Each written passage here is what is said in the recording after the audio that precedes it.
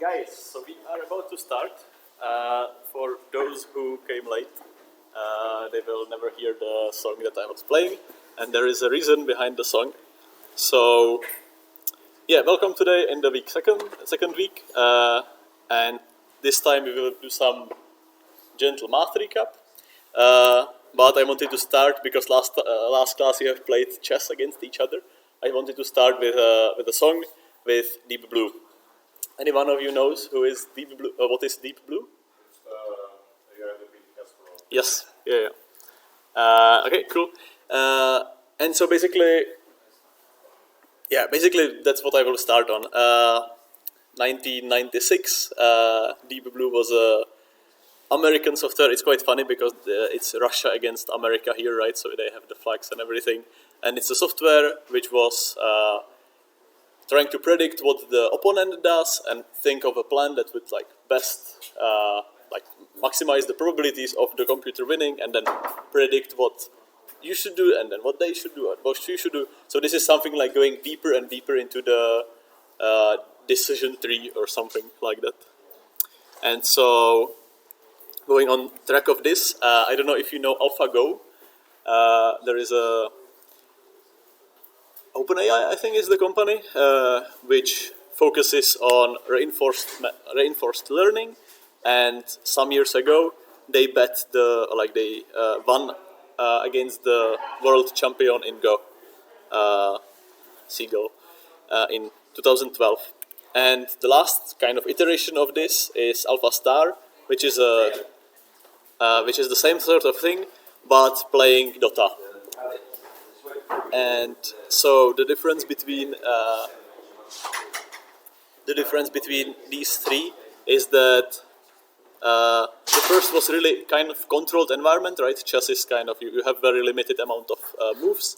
Go was for a long time thought that it's a game where this branching, like what can happen in each turn, is too large, so that it's not possible to really map it. What they did in 2015 is they made all the branching, but kind of just randomly chose which routes to follow on that branching tree, and just sampled really deep, but not that wide, so they were able to calculate a lot of things. And now with AlphaStar, they are doing sort of the same thing, but there are neural networks which are training, and also there is self-play. So one version of the software is playing against sort of itself, and then making slight variations to its own learning, and so over time it gets better and better, and eventually beats the human opponents. Cool. So this is your motivation for today. These are exciting times. These examples were something like fields where converting something into a abstract mathematical notation makes really sense, and then can beat the human competitors. In the real world, the problems are quite often much harder. The main reason is that these are games, so we can have a simulated environment, and we can kind of infinitely or for a really long time just train on those environments. Whereas some experiments in the real world are really hard because you can play it out, have a robot play out the action in the real world, but the robot, I don't know, it takes more time and it costs more, and if the robot kills itself somehow because of some action that you don't want it to do, it is costly as well. So it's not possible to simulate reality, really. And so what we have with these problems is that we have some models. Basically, we have a model of how something like an atmosphere works, and it's based on measurements. And so you observe how this thing in the world works. You kind of make a mathematical model of it. Then you make some simulations there, and then you have some output, but you have to test if this actually works. So we have to test on some smaller scale experiments there. And so this is much harder, and this is the reason why something like this huge kind of evolution is not happening in other fields as well that fast. Cool. So now, this was the motivation. Back to the algebra. Today we will be repeating a lot of quite basic mathematical things. I think for most of them you will probably already know them.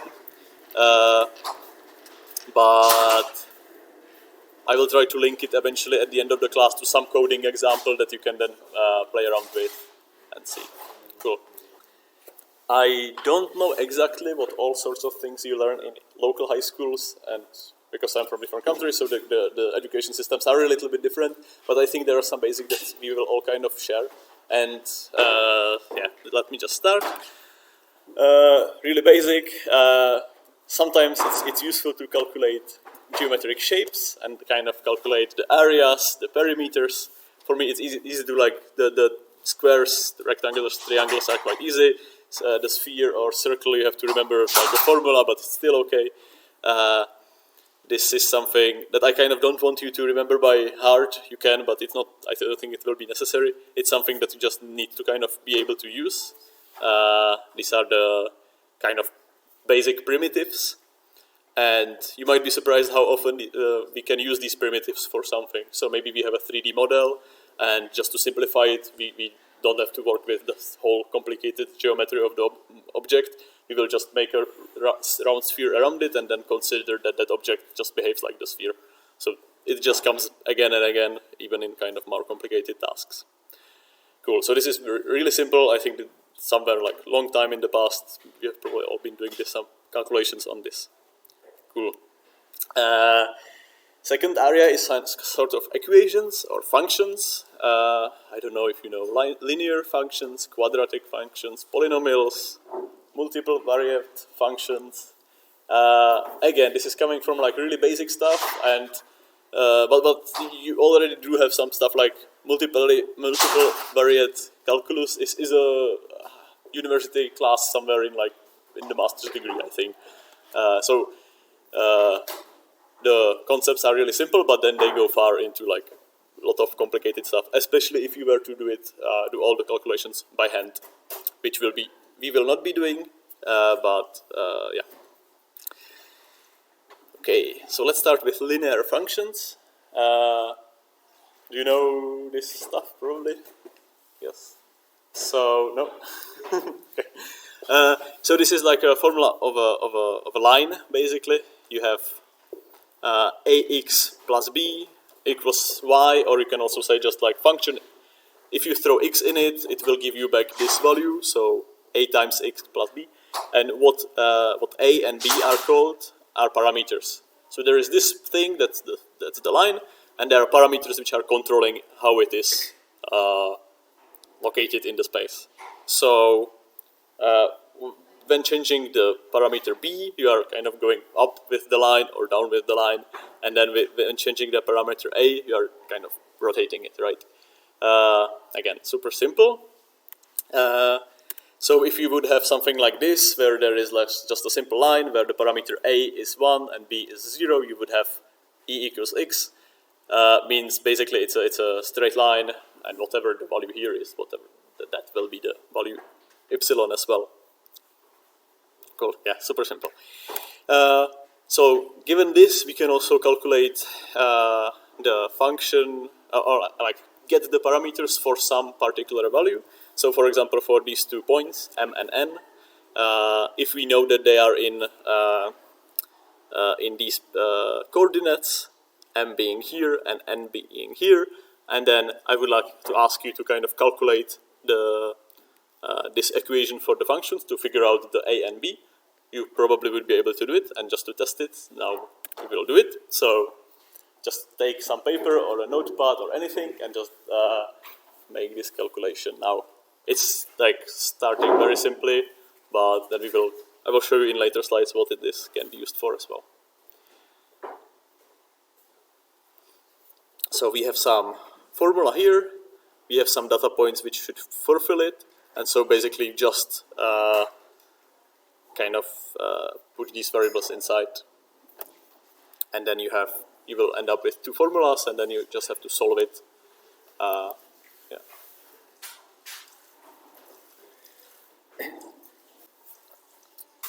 So like this is the formula, and then inside the x and y, you will be assigning these values mx and my and nx and ny. And because we know that points m and n are on it, we know that this thing will hold when you place put the two values there. So it will be true for this thing, amx plus b equals my, and also for the endpoint, which means also this. And so when you assign these values in, like this basically, you get two equations with two unknowns. And you just have to like handle it to the left, to the right, to the left, to the right, and then you get like what is A and what is B.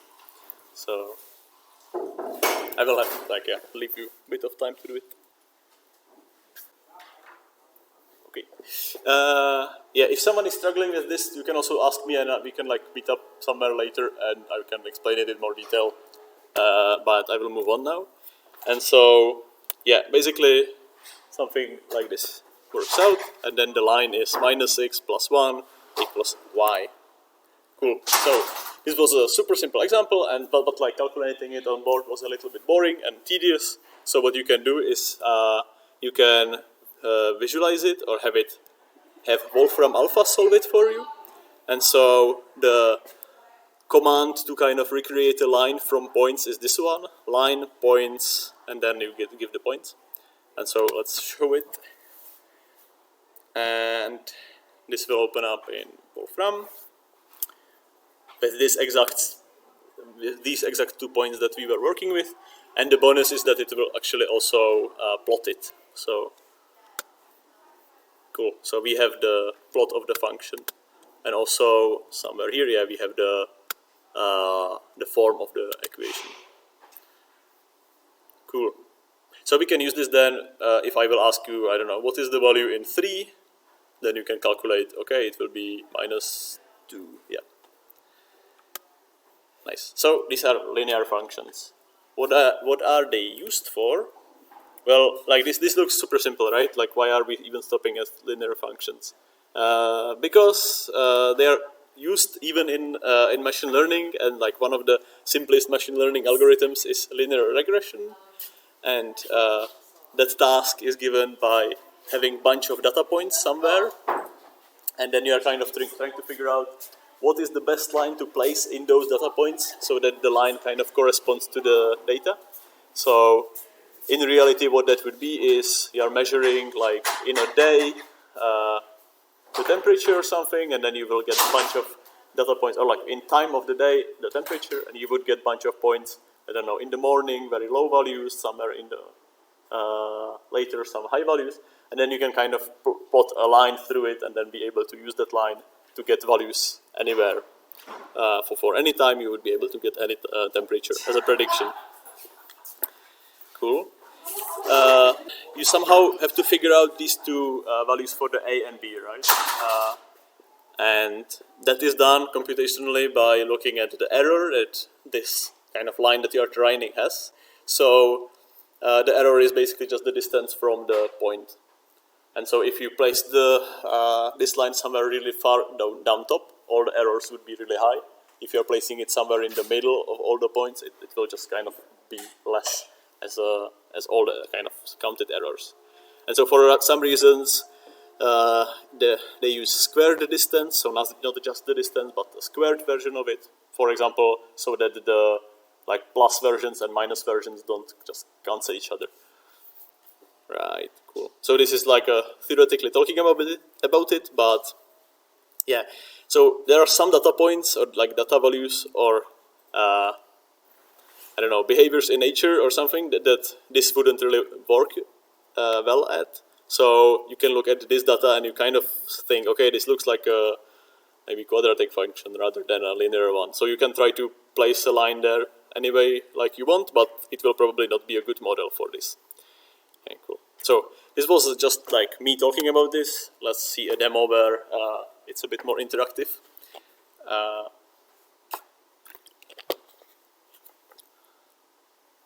Nice. So let's load some data points.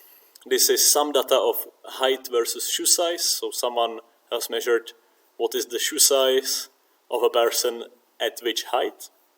So someone with shoe size 5 and something has height 40 inches. And yeah, so you can kind of see the trend in this data is that there should be a line like that, right?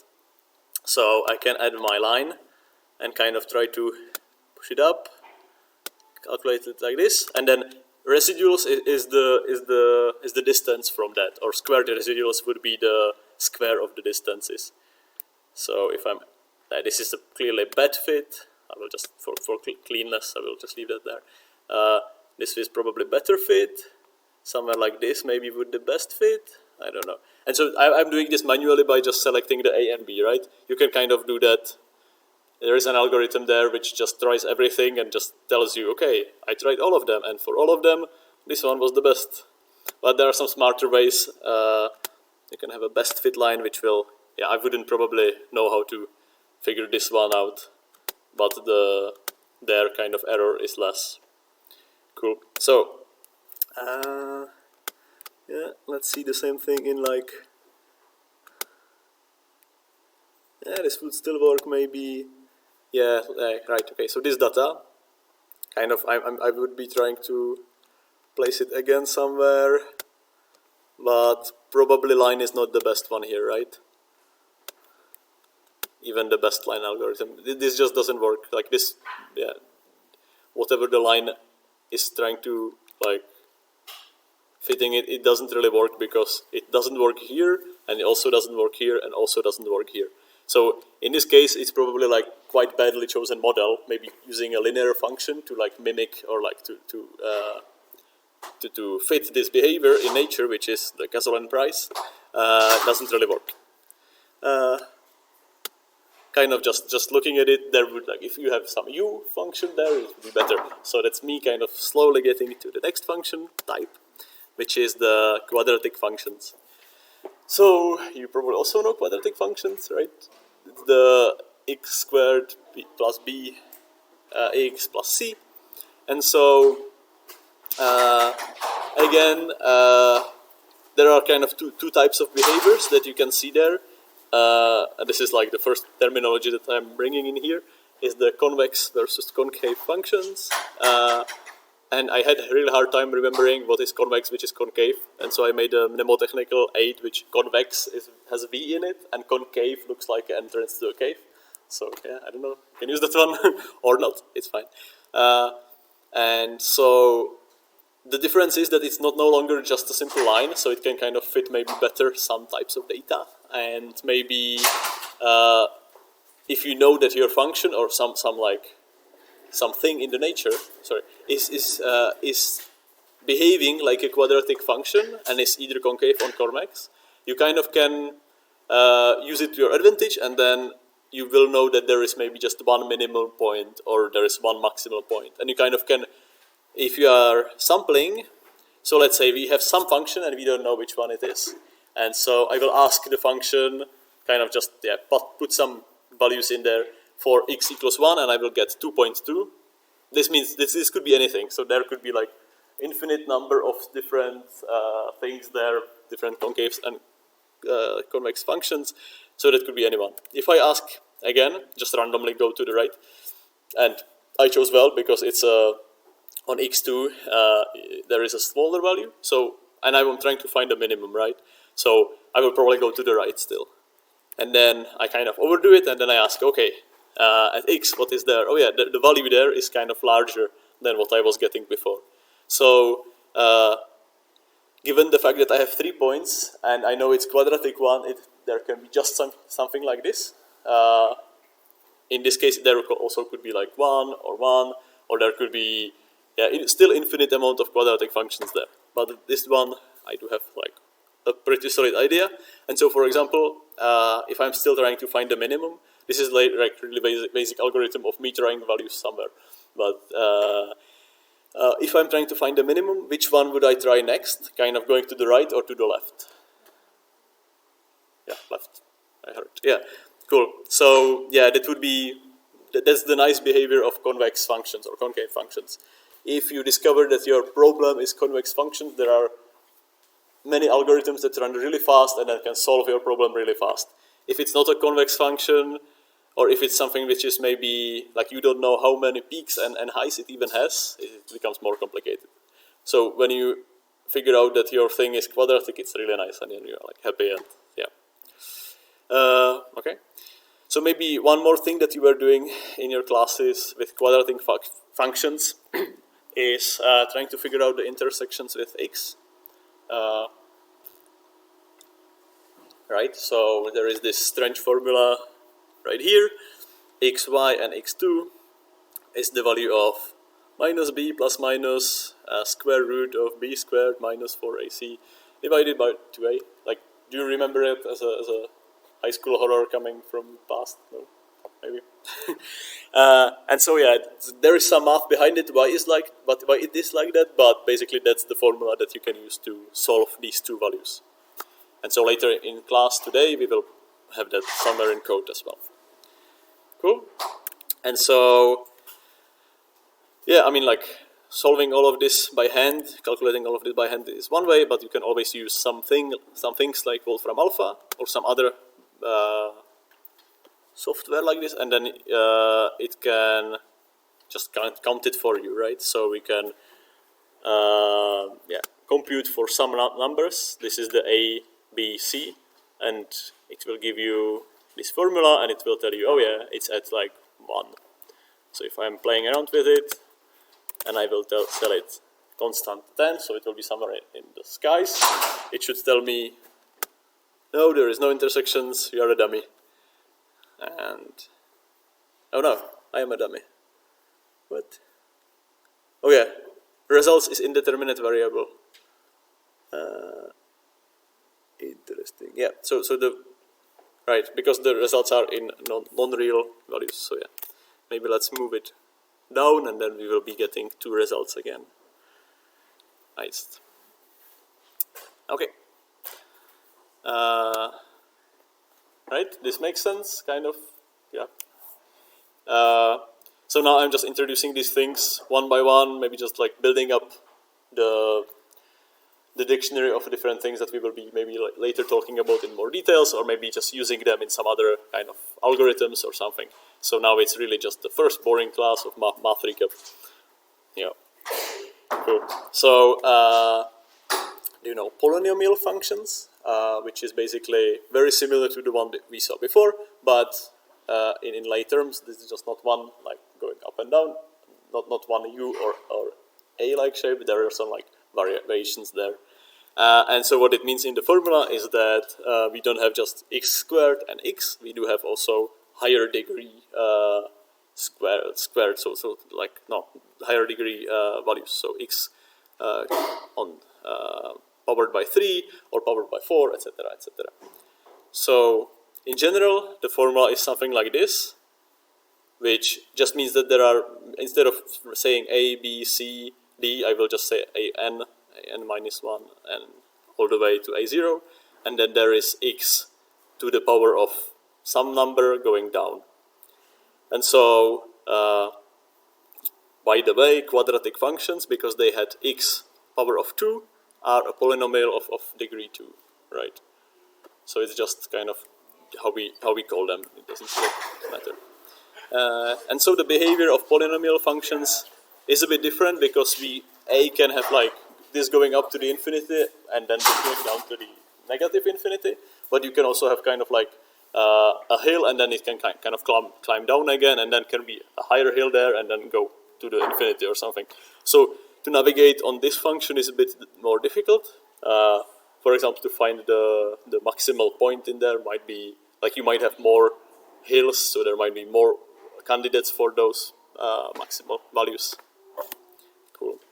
So again, I will use Wolfram Alpha, and in this case, it's a really good tool to just visualize it.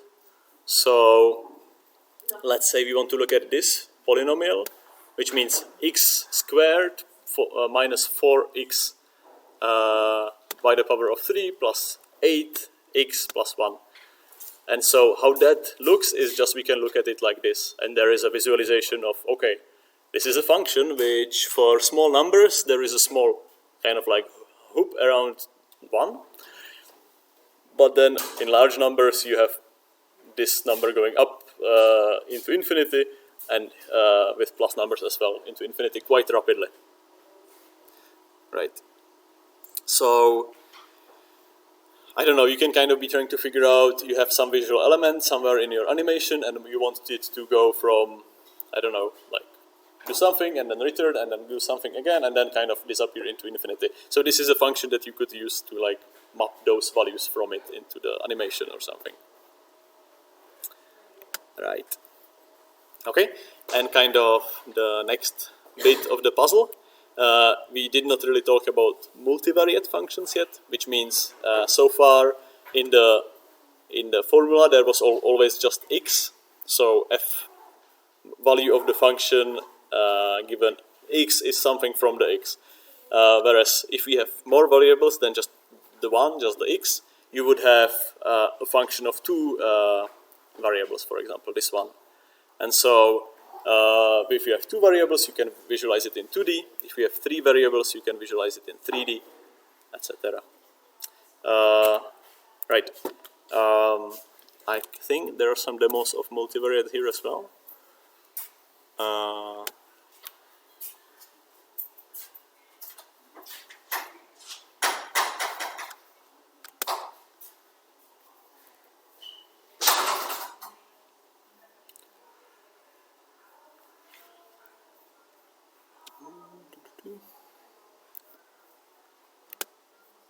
Or I can maybe just write x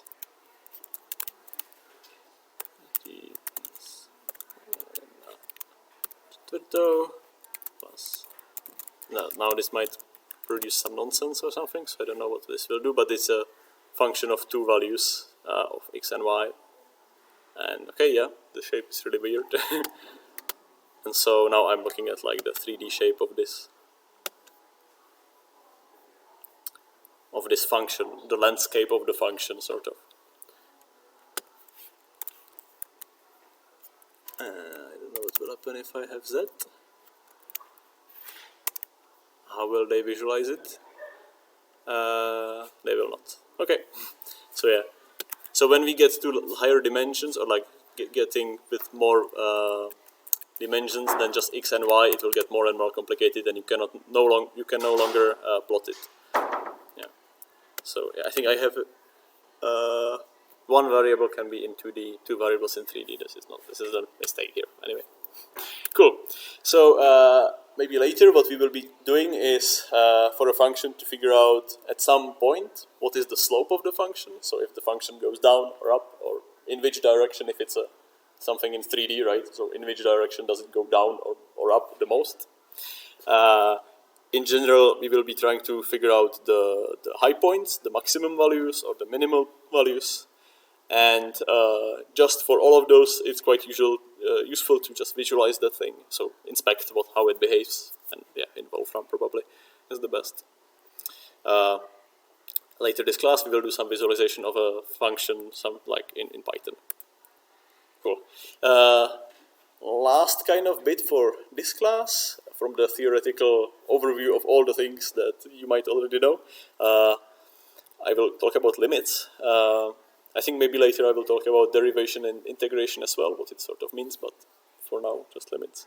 So in mathematics, a limit is the value of a function, is a value that a function approaches as the input approaches some value. So this is a horribly convoluted thing how to say it, but a value that this function approaches as we get to almost infinity, so approaching to right, the value kind of is approaching 4. So it's never exactly 4, but it's kind of, we can see it from the plot, we can see that it's kind of nearing to 4, which is good. So what are limits useful for? We can have some functions which basically don't work, or that are really periodic, and we want to still figure out, so how would it work with some like high number when you put it there? What is where does it kind of point towards? Or in cases where some functions maybe don't even have a value there. So this one, sinus x divided by x, and this is just a visualization of like, if you write this in Google, it will also write it, like make this. If you put 0 there, you will have division by 0, and so it's not defined, so you will have an error. But you can kind of start maybe at 1 and then ask it, and it will be value around 8. Then you can go even further to it, and it's a value around almost 1, and then even closer, and still you are kind of getting closer and closer to 1. So this is a method how to kind of brute force a limit, how to figure out even, okay, we don't know what's there, but we can just like sample closer and closer to that value and then just figure out what the values are. So although the function is not defined at 0, as x becomes closer and closer to 0, the value becomes arbitrarily close to 1. So in other words, the limit of sin x divided by x as x approaches 0 equals 1. Cool. So the same for like, if you would like to figure out the limit of this function in the infinity, you would try evaluating it in 1000, and then evaluating it in 10,000, and then evaluating it in 100,000, and kind of just trying to figure out what's there in the super high numbers. Yeah, so this is kind of like brute forcing your way around limits. There is, of course, some mathematical way how to calculate it, how you will get the exact formulas and stuff like this, but we will not do that here, not today. Cool. Okay, and then let's continue in the slides then. Really the stuff I was talking about before was kind of just the really basics, and so it's like a dictionary of terms that you might want to learn about more, or just like topics that we will later use in the class. If we get to use some algorithm which uses these terms, I will kind of repeat again what those things meant and what it means to be, I don't know, working with a quadratic function, if we will be doing something like that. Cool. And so this next part is kind of more talking about how is all of this how are numbers represented in general, and then how they are represented in computers. So these are basic domains of numbers. Integers, there are these like mathematical formulation that this double Z means that the number is from integers. So you would say A belongs to Z, and this means that A must be a integer number. But again, that's just like how you say it. Yeah. And so integers are can be thought as a discrete, equally spaced points on infinitely long number line. So we have like full numbers basically, or like whole numbers, and then everything also into infinity. So the small complication here is that in computers we cannot really have infinity, right? Our data storage is limited, so there will be some problems coming from that. Natural numbers are the same thing, but just non-negative, and they either include or don't include 0. Yeah, it's like notation stuff, it's not really super important. Real numbers, in mathematics, a real number is a value of a continuous quantity that can represent a distance along a line. So that's like all of the numbers that are even in between the full numbers, right? These include the strange ones like p and e and square root of something. Yeah. So again, we had infinity here on the left and on the right, and in here we have infinity even between like 0 and 1.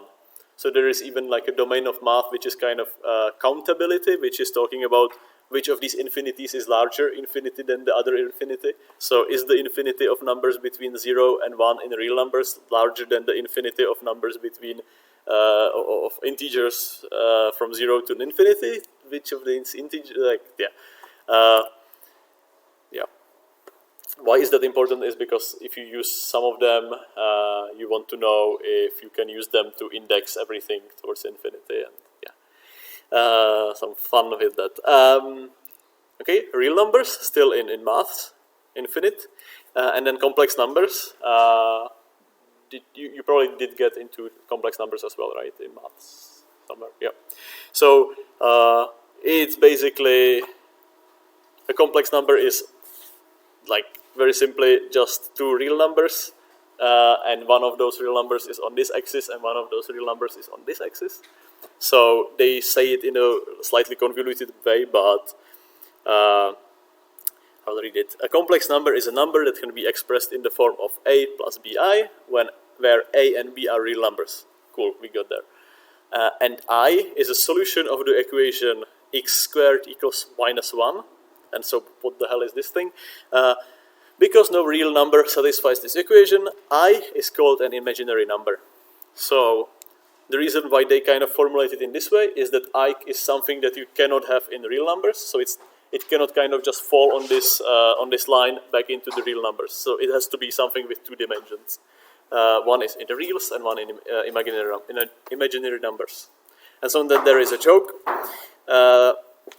from my favorite comics, as you might know already. Does any of this really have to do with the square root of minus 1, or do mathematicians just think they are too cool for regular vectors? Complex numbers aren't just vectors, they are profound extension of real numbers, laying the foundation of the fundamental theorem of algebra and the entire field of complex analysis. And we are too cool for regular vectors.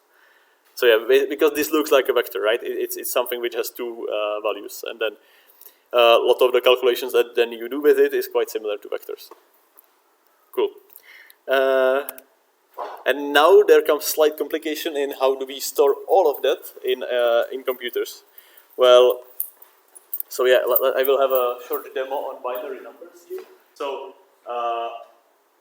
from here there comes the complication of how to store integers, and it really depends on how many bits you give it. How many of these fields do you have? There is like one difference also, that we sometimes have signed and unsigned integers, and basically that means, sorry, if we have one of these first values reserved for 1 and 0, and it's either plus or minus. So if we have one of them reserved as a sign, which is telling us it's all negative or positive, we have basically the same, like the range of numbers we can represent goes around 0. If we don't have that sign there, we can have it sort of like here. So yeah. Okay, and yeah, let's just look at this crazy slide. Because honestly, this is kind of confusing in every programming language. It's slightly different sometimes, so you have to kind of take care about the notation sometimes. So there is like, if I have 8 bits or a byte, then I can save numbers from 0 to 255. Yeah, basically that corresponds to what we were drawing here. If this is all ones, it will be 255. But if I want to have 256, yeah, I can no longer save it.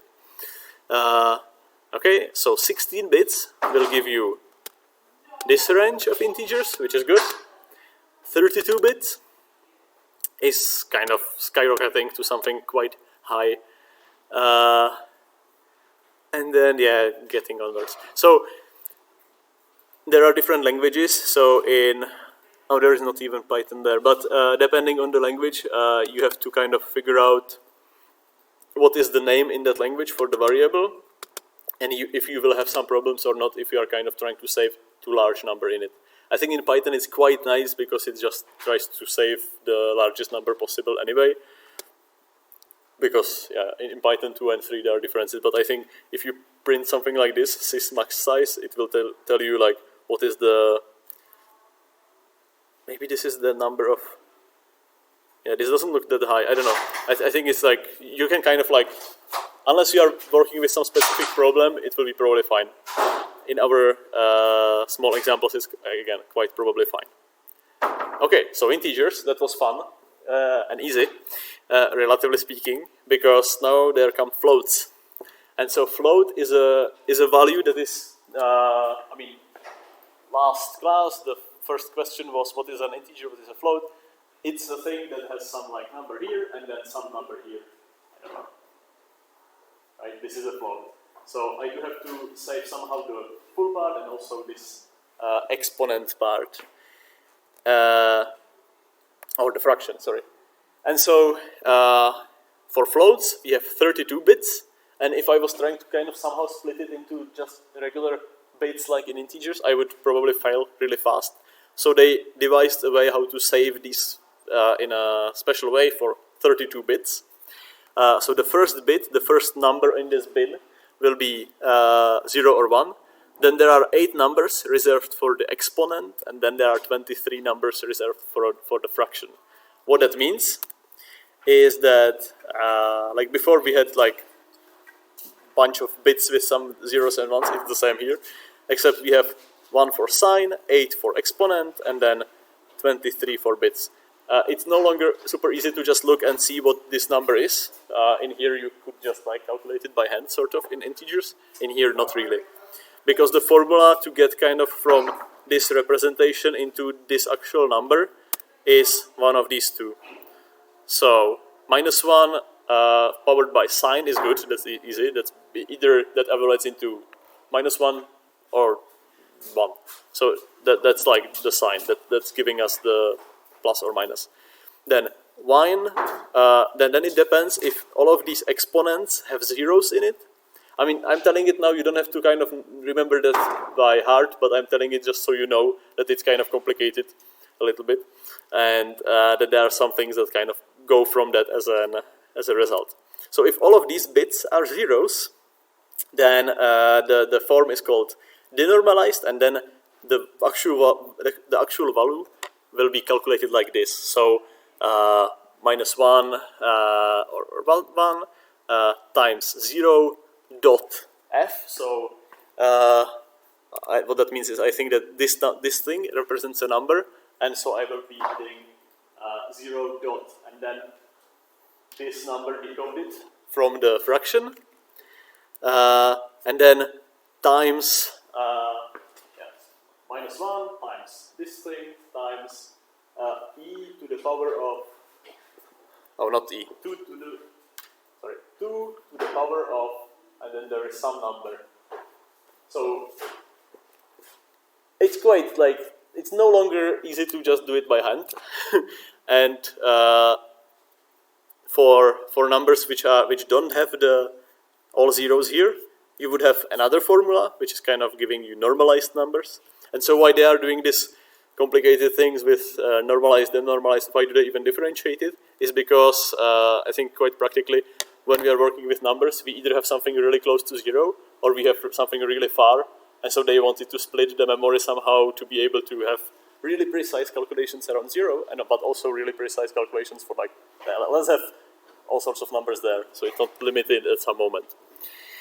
So, and to make things even more complicated, in this range of like -n minimum to -n maximum, meaning like the smallest float number that you can have, the largest negative number that you can have, or the smallest, and then going close to 0, there are holes in this line. So not every number in this line can be represented. Which is, that's the problem, and when we are kind of, in maths, it's nice, all of them are infinities of infinities, and infinities to the left, to the right, between everything. It's amazing. Actually, when programming, you somehow have to represent it into finite memory. And so you do these kind of tricks, and then you get numbers which not everything here can be represented. So what happens in real life is you calculate something, and then it will figure out what is the nearest number here or there that it can represent, and it will kind of jump into that bin, and it will give you some approximate value there. So again, we will not have to really care about this at all, I think, in this class.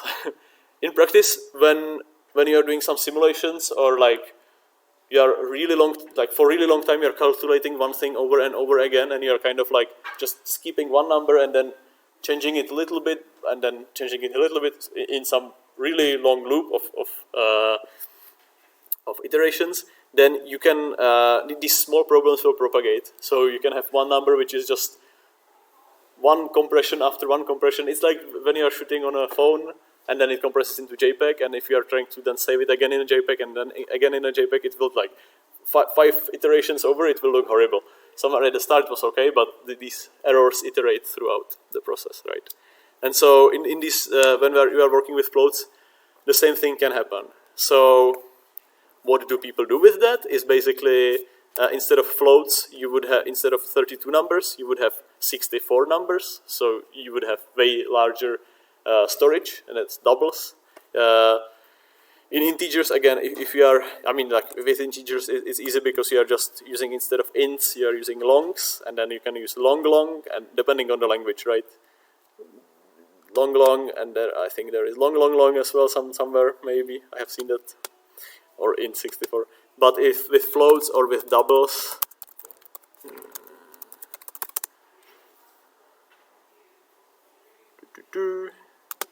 double precision floating point, yeah, you have 64 bits, like here, and then this is again the formula that you use to calculate it.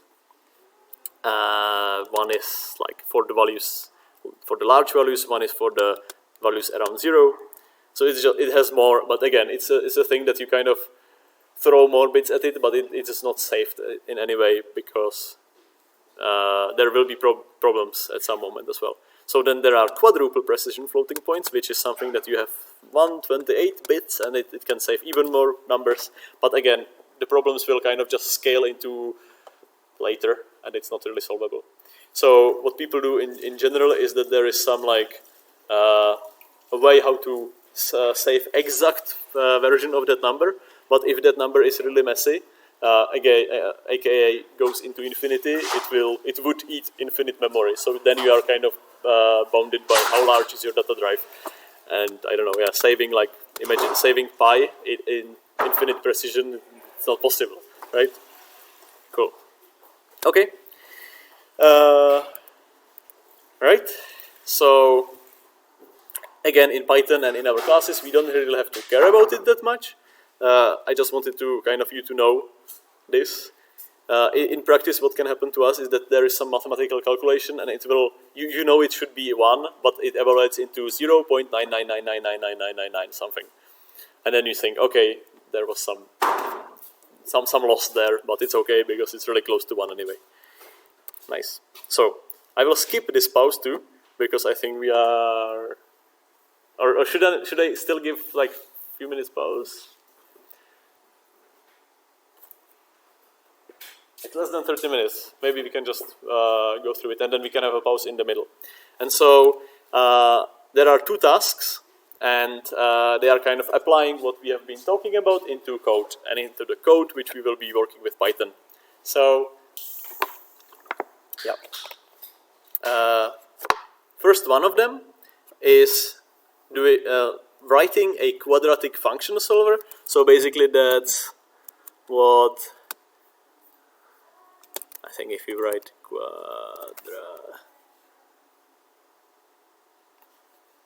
quadratic function solver, I think. Maybe I'm misremembering the command, but yeah, basically something which will work like this. You will ask the user for 3 parameters, and then you will compute it, and it will give you, oh yeah, and the function evaluates at x1, x2 equals something. And so to get that, it's quite easy, because you know you are working with this formula, and then you know the solution for the task is this. Minus b plus minus square root of b squared minus 4ac divided by 2a.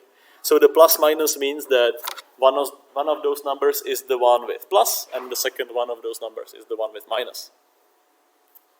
Cool? One small future complication is that there is a square root of something, and depending on the value of this thing, there can be 3 versions that can happen.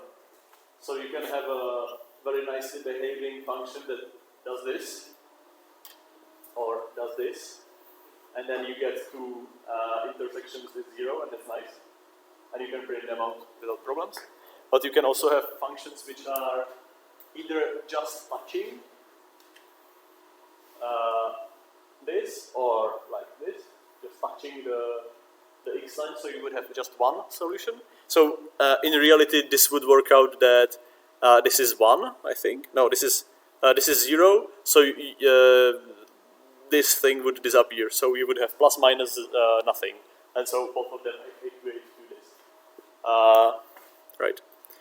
But and then third solution is third case is that this whole thing inside the square root would be negative, which is you would get errors there, because there is a solution, but not in real numbers. There is a solution in complex numbers. So, and that kind of works for functions which are like this. So something which doesn't actually have an intersection with it, or here doesn't have an intersection with that function. So yeah. So there are three cases. In code, what that means is you will have to calculate this discriminant d, and then depending on these three versions, write to the user, hey, there is one solution and it's this one, or there are two solutions and this is the one, or a third case, there are no real solutions. And it's okay, like you don't have to actually write, you don't have to care about the complex numbers. Cool. So this is task 1. Okay, does it see? Okay. So this is the first one. I think I will leave you with this for a bit, and then go around and maybe then write some hints on the board. The second task will be continuing from this one, but we will not use the same code, I think. Maybe later we can plug them both together. But the second task is more about, like less about the math, but kind of more about how we would then deal with those things in Python somewhere. And the thing is to just plot the function. So what I want you to do is actually produce an image like this. And so there are, like the simplest way, there is a library called matplotlib, which can plot numbers, and you have to give it x and y with the values. So 1, 2, 5, and let's see this with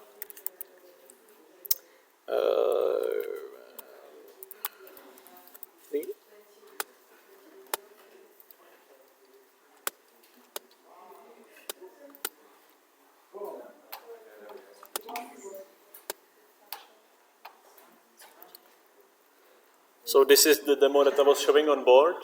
Like if you give it manually these values, it will give it this as a plot. But instead, if you are kind of sampling, and let's say that our function is, I don't know, y1, or like, yeah, tmp, yeah, tmp is whatever the I value is, and let's say that we start at I equals 0 times y, so y squared minus 2 times y plus 1, and then if we append these values there, so dot append y, and here dot append this value.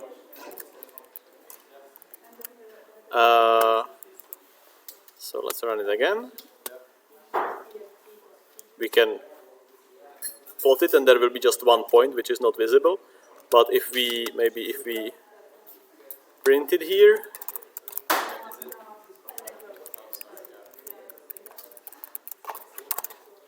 then it will give us the two values, right? And now if we add a new sample sort of, so if I say 0.1, and then it will add it there as well, so it will be 0 and 0.1, and then this is the value. And if we do something like 2, add it there. So I'm doing it manually, one by one, but you ideally you do it in code. Let's add this 1, 4, 5, 6, 7, 8, 9.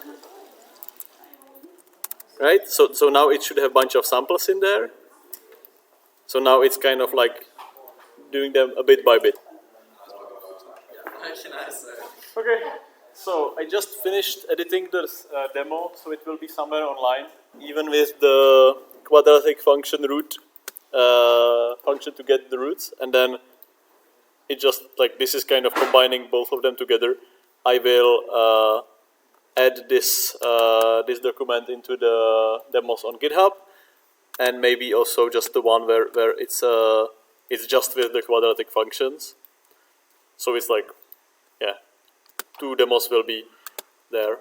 But besides that, I think it's more or less the end of the class now. If you have something still to show me, like the final versions, I can go around you and then look at it. And then that's it for this class, I think. So, yeah.